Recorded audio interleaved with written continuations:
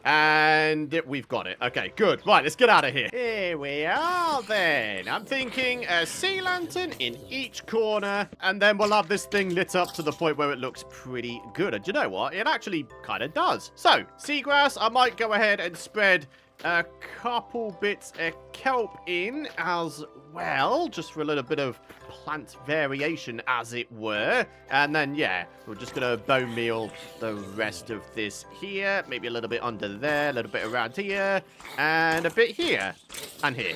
There we are. Right, I think we're done here. Oh, one final finishing touch. A little bit of this action. But you know what? 2 isn't enough, is it? It just isn't. I think we could do far, far better. So I'm going to do one here, here, here, and here, and then here, here, wait, there, and then we're going to do one here and one here. I mean, I can't very well call myself the flower pot king of Minecraft if I don't go absolutely overboard with the placing of the flower pots, right? So, yeah. And with that, I think we can call the kill chamber done for now. There might be some other improvements to be made eventually. For example, I don't know, replacing the tube with glass so we can see the mobs fall down. But yeah, all of that is yet to come. This is just going to be one of those projects, as with the mansion, that just sort of evolves over time. For now, though, my friends, let's clear out our inventory and let's prepare for our trip to the Nether. Wow, are you seriously about to tell me that I have absolutely no iron left at all in order to make myself a shield? I mean, we might be able to scrape up enough nuggets to make ourselves an ingot if we just melt down all of our old iron gear, right? We really are clutching at straws today, aren't we, my friends? There we are. 1 iron ingot. We have literally no iron left at all.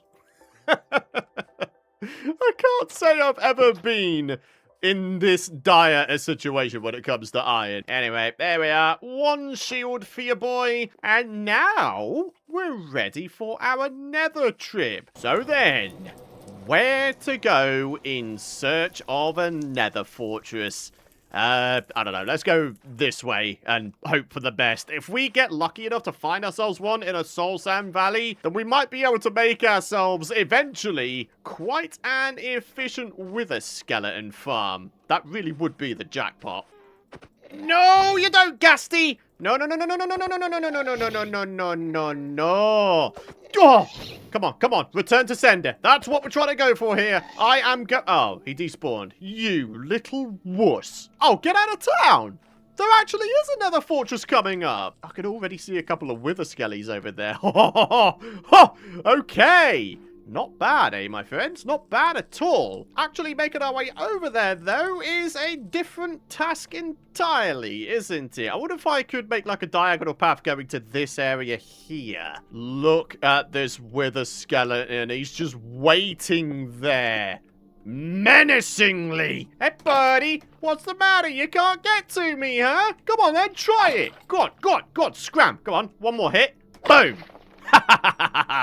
What you gonna do now, Sonny Jimbo? You're slightly dead. Right, so here we are. Nether fortress located. We've got ourselves a blaze spawner right there with a second blaze spawner way over there. I'm pretty confident in saying that, unfortunately, they are out of spawnable range of each other, though. So, yeah, no double blaze spawner opportunity today, sadly. Ha! Okay, what are we thinking about a wither skelly school, though? Oh, my word, look at the amount of wither skellies all across the place. What we're looking for... Oh, good grief. Yep, I saw those skellies, don't worry. What I'm looking for is the sheltered section of this fortress. That way, I can find myself some nether warts, and then we can maybe try and farm ourselves some blaze rods. Then we can fuel some brewing stands, and then we can brew ourselves some splash potions of weakness, right? And then we'll be able to cure our little fisherman villager friend. Since I don't have looting, though, I don't feel too bad about using my bow on these guys.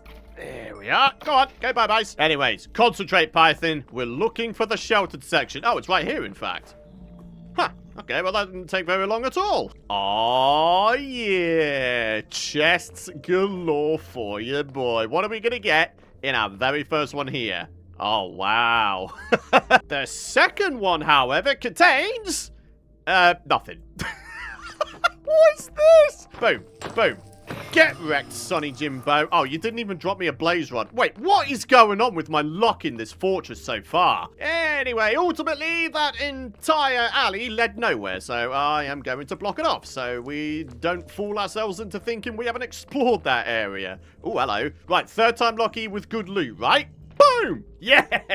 Chest number 4 has even more diamonds. And here we are, ladies and gentlemen. This is the room I was looking for. Soul sand and nether warts. Another nether wart room. Don't mind if I do, Minecraft. Another chest for you, boy. Obsidian and gold. And here we are with what I suspect is the final chest here. Gold and a flint and steel. How many chests is that? 6 chests looted. 2 of which had diamonds in them. I don't think that's bad going, to be fair. Good day to you, sir. Right, come on, come on. Give me a blaze rod. There we are. Right, what I normally do when it comes to farming blaze rods is try and get enough to fuel a brewing stand a few times over, but more importantly, enough so we can make ourselves an ender chest or 2, and to make ourselves the eyes of ender necessary to eventually find ourselves a stronghold and fill in the portal. So the magic number I think I'm going to go for is maybe 16.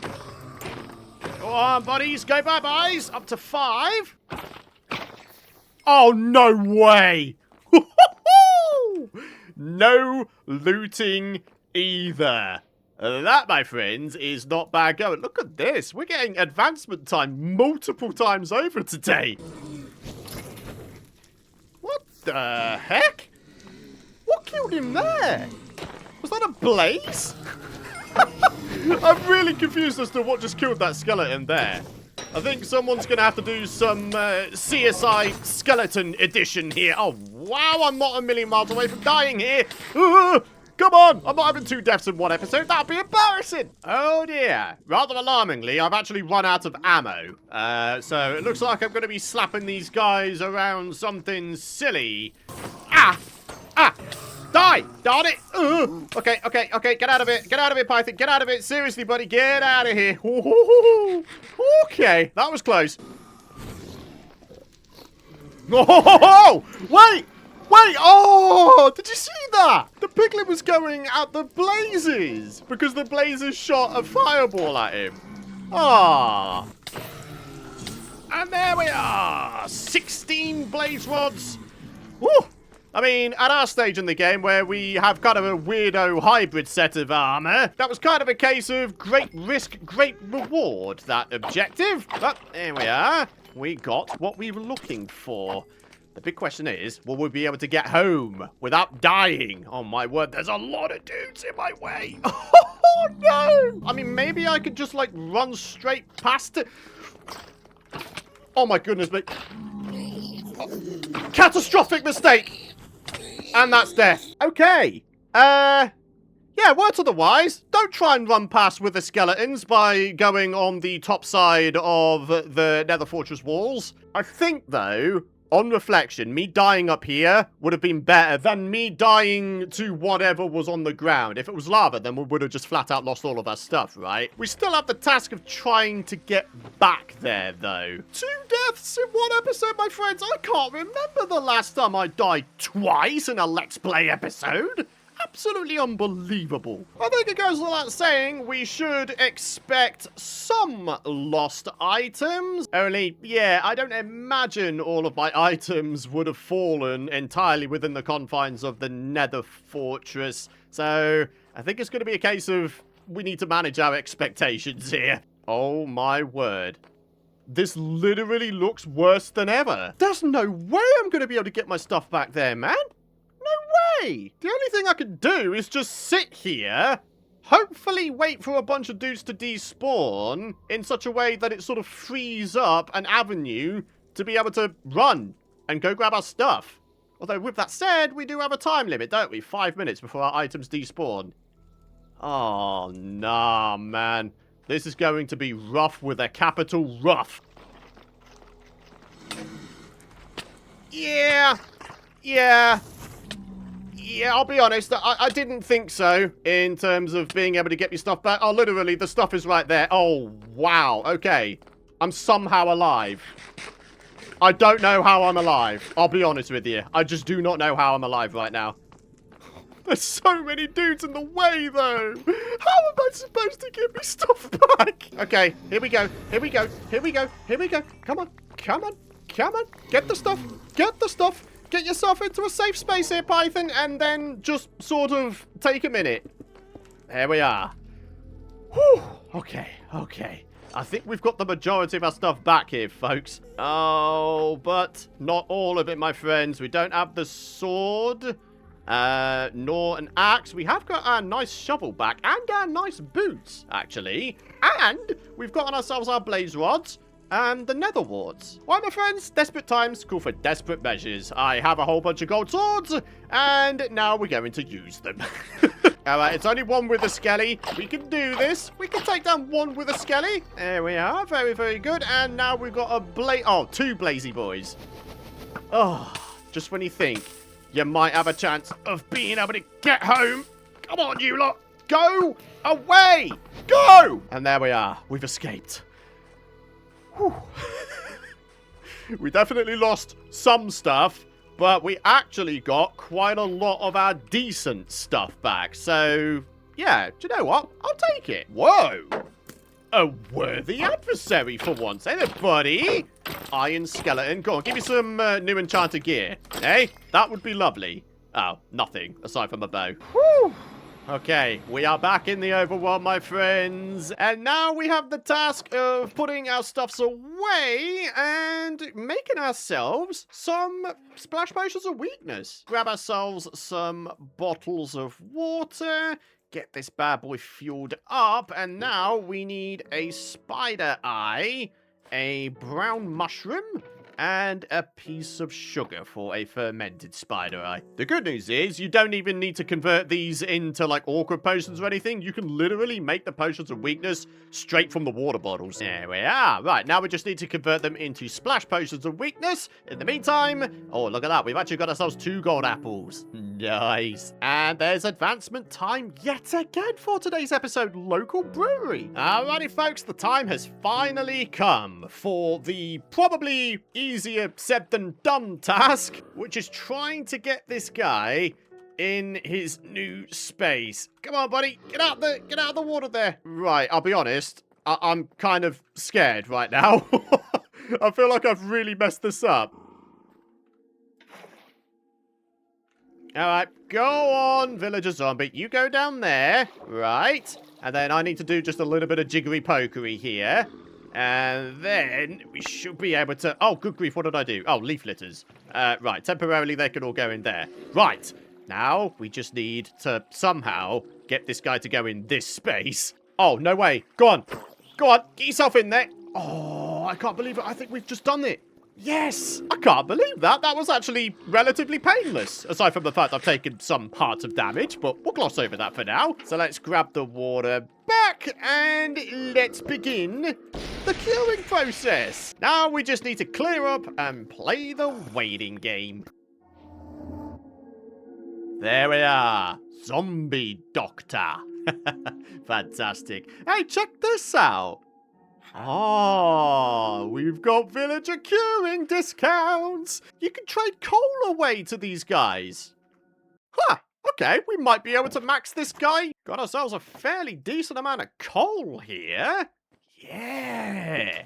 All right, let's do some trading. All right, buddy, there you go. 5 trades, and then we get the next level. What you gonna have? We can buy campfires.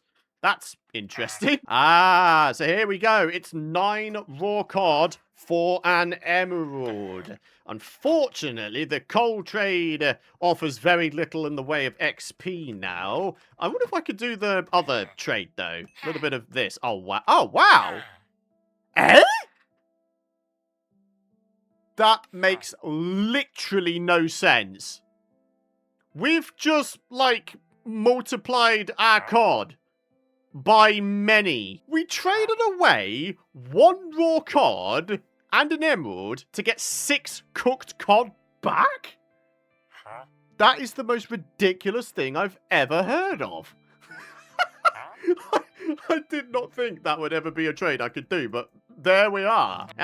Do you know what? Screw it. Let's go ahead and do it. We've got ourselves a bunch of XP from doing that coal trade, and now just purchase ourselves a whole bunch of campfires. There we are. All right, what you got at the next level, bud?